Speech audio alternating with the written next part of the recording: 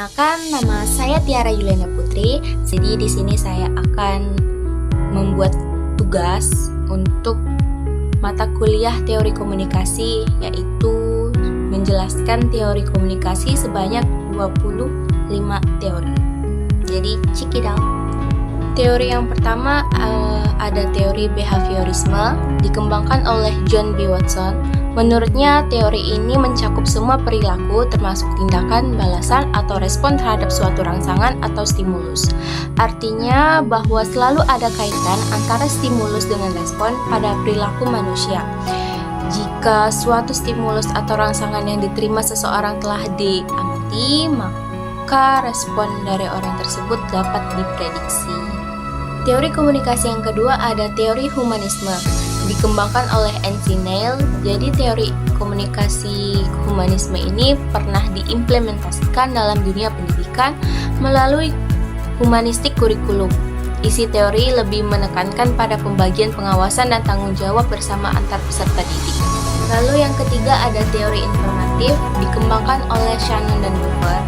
Jadi teori ini merupakan salah satu teori klasik di mana teori ini menitik beratkan pada komunikasi sebagai suatu transmisi pesan dan bagaimana transmitter menggunakan media dalam berkomunikasi. Dalam hal ini, jika sinyal media baik, maka komunikasinya akan berjalan efektif dan begitu pula sebaliknya. Yang keempat ada teori use and gratification, dikembangkan oleh Blumer dan Kuntz. Mereka berpendapat bahwa penggunaan media memiliki peran aktif dalam memilih media yang digunakan, sehingga pengguna media dapat dikatakan sebagai pihak utama dalam suatu proses komunikasi. Teori yang kelima ada teori agenda setting yang dikembangkan oleh M.C. Combs dan Shaw. Teori agenda setting beranggapan apabila media memberikan tekanan pada suatu peristiwa, maka media tersebut akan membuat masyarakat menganggap peristiwa itu penting. Dalam hal ini, media memiliki efek yang kuat dalam mempengaruhi asumsi masyarakat. Teori yang keenam ada teori konstruktivisme. Jadi teori ini dikembangkan oleh Piaget dan Vygotsky. Teori ini beranggapan bahwa manusia selalu memiliki pandangan tersendiri terhadap kenyataan. Di sisi lain, teori ini juga didefinisikan sebagai pembelajaran generatif. Teori yang ketujuh adalah teori nativisme, dikembangkan oleh Chomsky dan Hadley. Jadi teori ini berpandangan bahwa manusia satu-satunya makhluk Tuhan yang dapat berkomunikasi melalui bahasa. Teori yang kedelapan adalah teori sibernetik yang dikembangkan oleh Wiener. Teori ini tergolong teori baru sejalan dengan perkembangan teknologi informasi dan ilmu sosial. Jadi teori ini merupakan suatu sistem pengontrol yang didasarkan pada komunikasi antara sistem dengan lingkungan dan antar sistem itu sendiri. Teori yang kesembilan ada teori kognitivisme. Jadi teori ini mengedepankan proses belajar dibandingkan dengan hasil proses itu sendiri. Belajar tidak hanya sekedar melibatkan hubungan antara stimulus dengan respon, tetapi juga melibatkan proses berpikir yang kompleks. Teori yang ke-10 ada teori ketergantungan. Teori ini dikembangkan oleh Sandra Ball, Ray Krokich, dan Malvin DeFleur. Jadi fokus teori ini terletak pada kondisi struktural yang ada di masyarakat. Fokus ini sangat cenderung mudah untuk dipengaruhi oleh media massa. Teori yang ke-11 ada teori inokulasi, dikembangkan oleh M.C. Guire. Teori ini juga disebut sebagai suntikan yang mengambil analogi pada ilmu medis. Teori ini mengemukakan bahwa lebih baik membekali terbujuk dengan argumen sanggahan daripada membiarkannya tidak siap menyangkal perspektif lawan. Teori yang ke-12 ada teori kultivasi yang dikembangkan oleh George Gardner. Jadi, teori kultivasi merupakan teori komunikasi yang membahas mengenai efek dari komunikasi massa. Pandangan dari teori ini adalah bahwa media massa memiliki efek yang bersifat kumulatif dan lebih berdampak pada tataran sosial budaya dalam masyarakat daripada personal seseorang. Teori yang ke-13 ada teori spiral of silence, dikemukakan oleh Elizabeth Noel dan Newman. Jadi, teori ini berkaitan dengan bagaimana terbentuknya suatu pendapat umum dalam masyarakat. Spiral of silence menjelaskan bahwa terbentuknya pendapat umum dalam masyarakat ditentukan oleh proses saling mempengaruhi antara komunikasi massa, komunikasi antar pribadi, perspektif masing-masing individu, serta hubungannya dengan pendapat orang lain dalam masyarakat. Yang ke-14 ada teori norma dan budaya. Teori ini beranjak daripada pengaruh media massa yang kuat mengenai suatu hal. Hal tersebut dapat mempengaruhi kondisi sosial budaya dalam masyarakat. Pesan dari media massa mampu mengubah norma yang ada dalam masyarakat. Di sisi lain juga mampu memperkuat norma yang ada dalam masyarakat. Yang ke-15 ada teori belajar sosial. Dicetuskan oleh Bandura yang mengemukakan bahwa perilaku manusia dalam konteks sebuah interaksi tingkah laku terdapat hubungan timbal balik yang saling berkesinambungan.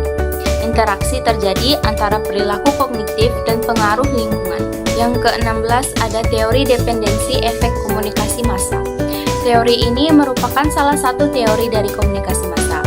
Dependensi efek komunikasi massa beranggapan bahwa kepercayaan individu kepada media akan berkembang apabila kebutuhan informasi yang tidak dapat ditemukan dalam pengalaman langsung terpenuhi.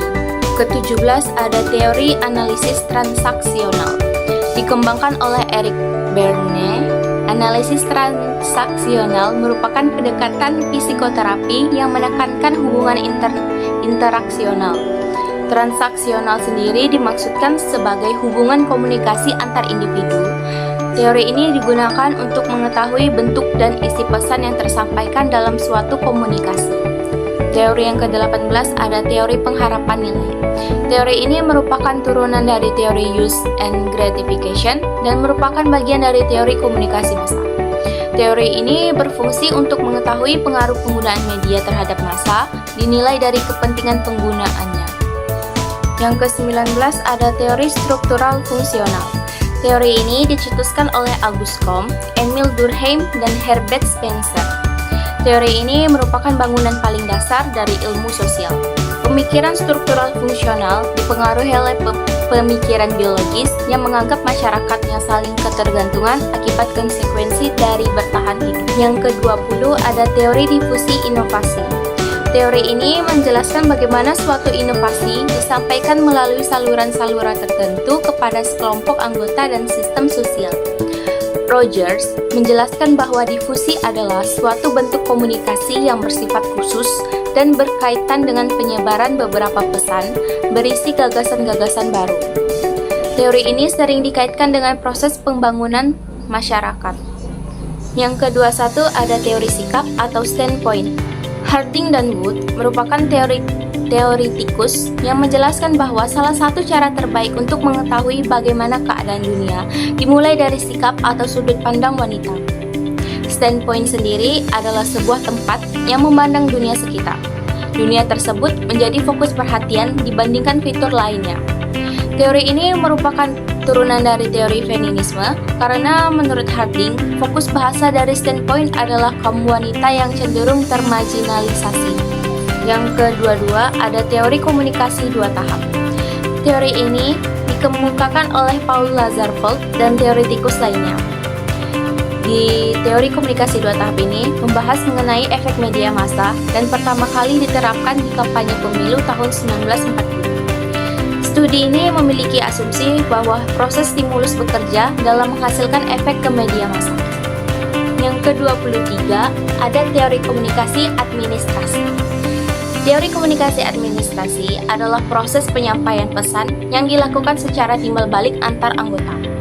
Teori ini dimaksudkan dengan tujuan untuk menumbuhkan rasa saling pengertian dalam rangka mencapai tujuan organisasi dengan efektif dan efisien. Teori yang ke-24 ada teori sistematik behavior. Dikemukakan oleh Clark C. Hogg Teori ini mengungkapkan bahwa suatu kebutuhan atau keadaan terdesak oleh motif tujuan maksud tertentu harus dimiliki dalam seseorang yang sedang belajar. Kebutuhan tersebut harus ada sebelum suatu respon yang dapat diperkuat oleh dasar pengurangan kebutuhan. Lalu teori yang terakhir ada teori operant conditioning. Dikemukakan oleh Skinner, operant conditioning merupakan suatu proses pemberian motivasi terhadap suatu perilaku yang kemudian mengakibatkan perilaku tersebut dapat terulang atau menghilang sesuai keinginan.